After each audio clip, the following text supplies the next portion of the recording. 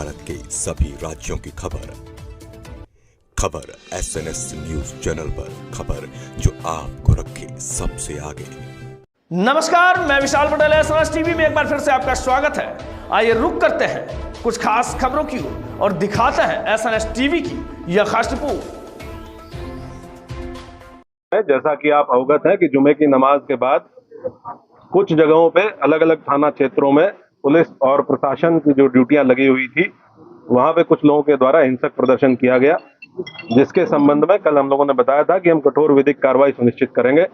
उसमें हम लोगों के द्वारा अब तक कुल 10 FIR दर्ज की गई हैं, जिसमें थाना कोतवाली में 5 FIR दर्ज की गई है, थाना बारादरी में 2 FIR दर्ज की गई है, थाना किला प्रेमनगर और कैंट में 1-1 FIR दर्ज की गई है। इन दर्ज FIRों में आज हम लोगों के द्वारा कुल 8 अपराधियों को, जो इस घटना में शामिल थे, 8 अभियुक्तों को गिरफ्तार करके जेल भेजा गया है। उनके नाम मैं आपको पढ़ के बता देता हूं। मौलाना तौकीर रजा, सरफराज पुत्र सलीम, मनीफुद्दीन पुत्र जरीफुद्दीन, अजीम अहमद पुत्र नसीम अहमद, मोहम्मद शरीफ पुत्र मोहम्मद अहमद, मोहम्मद आमिर पुत्र मोहम्मद जाहिद, रिहान पुत्र राजू और मोहम्मद सरफराज पुत्र समीम। इन 8 लोगों को आज हम लोगों के द्वारा गिरफ्तार किया गया है और जो रिमांड मजिस्ट्रेट हैं उनके समक्ष पेश करते हुए न्यायिक हिरासत में इनको लिया गया है। कोर्ट के आदेश के उपरांत इनको संबंधित जेल में भेजा गया है।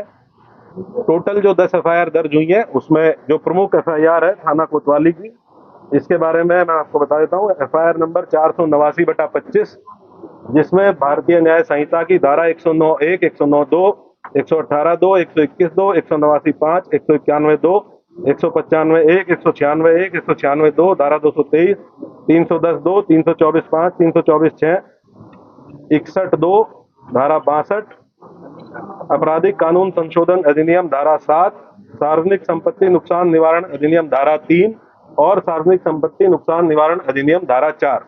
इन समस्त गंभीर धाराओं में जो हमारी प्रमुख FIR है, जो खलील तिराहे पे घटना हुई थी, जिसमें जो पुलिस बल वहां पे लगा हुआ था, मजिस्ट्रेट जो वहां पे लगे हुए थे, इनके द्वारा बहुत संयमित तरीके से वहां जो भीड़ आई अचानक से, उसको रोकने का प्रयास किया गया, समझाने बुझाने का प्रयास किया गया। उसके बावजूद इस भीड़ के द्वारा बैरिकेडिंग को तोड़ के पुलिस बल के साथ दुर्व्यवहार करते हुए इस्लामिया कॉलेज पहुंचने के लिए प्रयास किया गया और उसके अंतर्गत पुलिस के ऊपर हमलावर हुए, पुलिस के ऊपर पथराव किया गया। वहां से हम लोगों के द्वारा जो सामग्री रिकवर हुई है उसके बारे में मैं आपको बता देता हूं। ईंट पत्थर के टुकड़े भारी मात्रा में रिकवर किए गए हैं, चप्पल जूते भारी मात्रा में, पुलिस के टूटे हुए बैरिकेड रिकवर किए गए हैं। वहां से कुछ ब्लेड्स, खोखा कारतूस 12 बोर और 315 बोर के, जो संभवतः फायरिंग में यूज होंगे, वो रिकवर किए गए हैं। जिंदा कारतूस रिकवर किए गए हैं।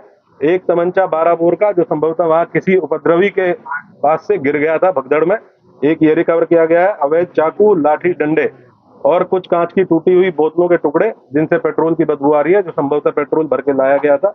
ये सारी चीजें वहां से, जो घटनास्थल था खलील तिराहे का, वहां से बरामद की गई है। 2 वाहन क्षतिग्रस्त हुए हैं, गाड़ी संख्या UP 32 EG 3137 और एक मोटरसाइकिल, ये 2 वाहन क्षतिग्रस्त हुए हैं। अभी 8 लोगों को हम लोगों ने गिरफ्तार किया है। टोटल हम लोगों ने 39 लोगों को अब तक हिरासत में लिया है। 8 लोगों को गिरफ्तार करके न्यायिक हिरासत में भेज दिया गया है, जेल भेज दिया गया है।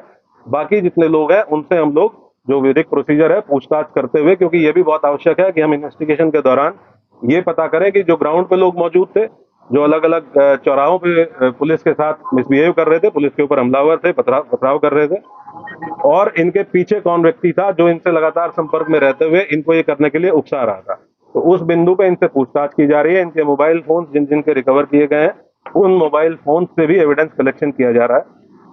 हम लोग लगातार ये सुनिश्चित करेंगे कि जो भी अभियुक्त इस घटना में शामिल थे, इन 10 FIR में जो भी अभियुक्त शामिल थे, उन सभी की पहचान CCTV फुटेज के माध्यम से, जो हमारा मैनुअल इंटेलिजेंस होता है उसके माध्यम से, टेक्निकल इंटेलिजेंस के माध्यम से, और जो हमारे अभिसूचना विभाग है उसके माध्यम से हम लोग एकत्र करेंगे। और जितने भी लोग शामिल थे प्रत्यक्ष या अप्रत्यक्ष रूप से, उनकी गिरफ्तारी और उनके विरुद्ध कठोर कार्रवाई, जैसा कि माननीय मुख्यमंत्री जी और शासन की मंशा है। अपराध के विरुद्ध 0 टॉलरेंस, कानून व्यवस्था की स्थिति एकदम दुरुस्त रहे, उसको कोई किसी भी प्रकार से बिगाड़ ना पाए, और बिगाड़ने वालों के विरुद्ध जीरो टॉलरेंस, इस पे हम लोग कार्रवाई सुनिश्चित करेंगे।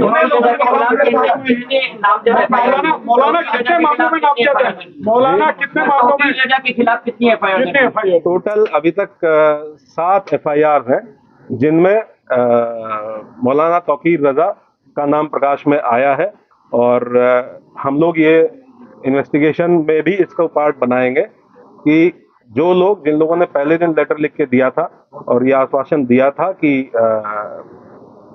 कोई भी भीड़ इस्लामिया की तरफ नहीं आएगी, लोग शांतिपूर्ण तरीके से नमाज पढ़ के और वापस जाएंगे, उसके बाद उन्हीं लोगों ने उसको रात में 2 घंटे बाद अपने ग्रुप पे ये कह के उसको खारिज किया कि ये फर्जी हस्ताक्षर है, जबकि वो हस्ताक्षर उन्हीं 3 लोगों के थे जिन लोगों ने उस पर हस्ताक्षर किए हुए थे। क्या ये पूरा प्लान का आपको लगता है इन्वेस्टिगेशन में अब तक क्या शामिल निकल के सामने आया है, और क्या बाहर के लोग भी बरेली में जो हिंसा हुई है उसमें शामिल? ये डेफिनेटली, क्योंकि ये लगभग 7 दिन से इस चीज की अपील की गई थी और 7 दिन से लगातार पुलिस और प्रशासन के लोग, डीएम साहब और मेरे द्वारा लगातार संवाद स्थापित किया गया।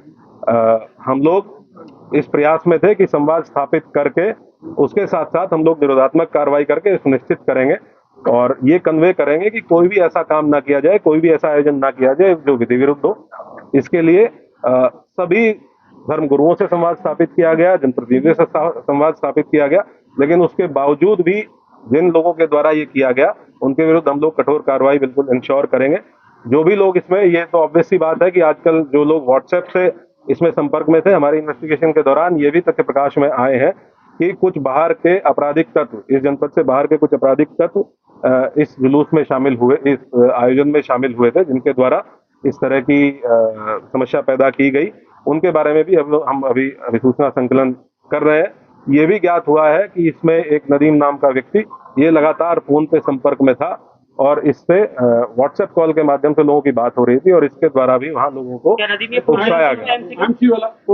हाँ, ये वही व्यक्ति है जिसके सिग्नेचर थे उस कागज पे जो पहले दिन अपील जारी की गई थी और ये अभी फरार है। पुलिस की टीमें टोटल कितने लोगों के नाम दर्ज है, कितने अज्ञात हैं, कितने नाम दर्ज हैं?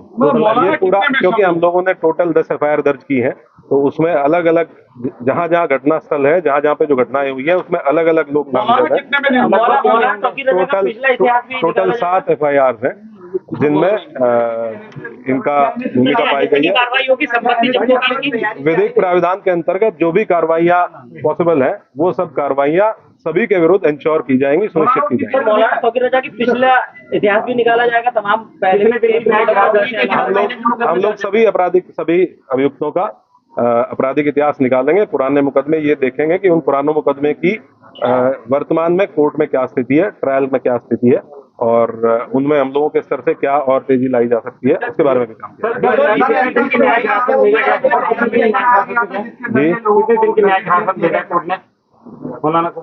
कोर्ट नॉर्मली जब भी कोर्ट के समक्ष पेश किया जाता है तो 14 दिन की न्यायिक हिरासत कोर्ट के द्वारा। क्या मतलब कोई पुराना मतलब कि बरेली की बड़ा करने के आयोजन से ये भीड़ एकत्र की, कोई बड़ा करना चाह रहे थे बरेली में? ये हम लोग आपको इन्वेस्टिगेशन जैसे जैसे इन्वेस्टिगेशन प्रोसीड करेगी कि इस मंशा क्या थी और जी यहाँ का जुरिस्डिक्शनल जेल बरेली जेल है और जो यहाँ पे रिमांड मजिस्ट्रेट है उनके द्वारा उनको बरेली जेल में आपने बताया कि तमंचा भी बरामद हुआ है। क्या इस पूरे इंसिडेंट में फायरिंग हुई है? पहला सवाल ये। दूसरा, पुलिस वालों को भी चोटें आई हैं, क्या उनको भी छर्रे लगी हैं और कितने पुलिस वाले ऐसे हैं जो अभी घायल हैं? कुल 22 पुलिसकर्मी, कल जब हम लोगों ने अपनी पूरी टीम को गैदर किया, कुल 22 पुलिसकर्मी ऐसे थे जो इंजर्ड थे, जिनका मेडिकल एग्जामिनेशन कराया गया।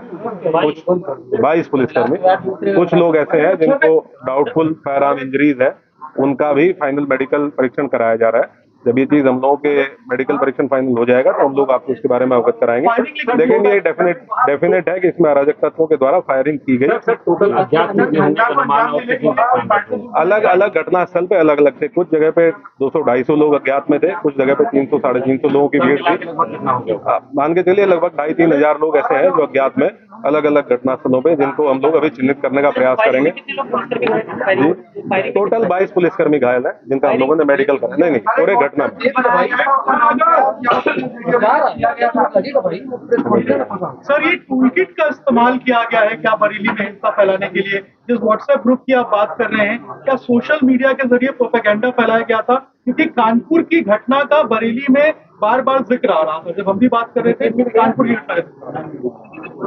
ये हम लोग इन्वेस्टिगेशन के दौरान अगर कोई इस तरह की चीज हम लोग के सामने आएगी तो मोस्ट डेफिनेटली उसको आप लोगों के साथ शेयर करेंगे। और मैं आप लोगों को इसके माध्यम से एक चीज और बताना चाहूंगा कि हम लोग किसी भी निर्दोष व्यक्ति को किसी भी प्रकार से प्रताड़ित नहीं किया जाएगा।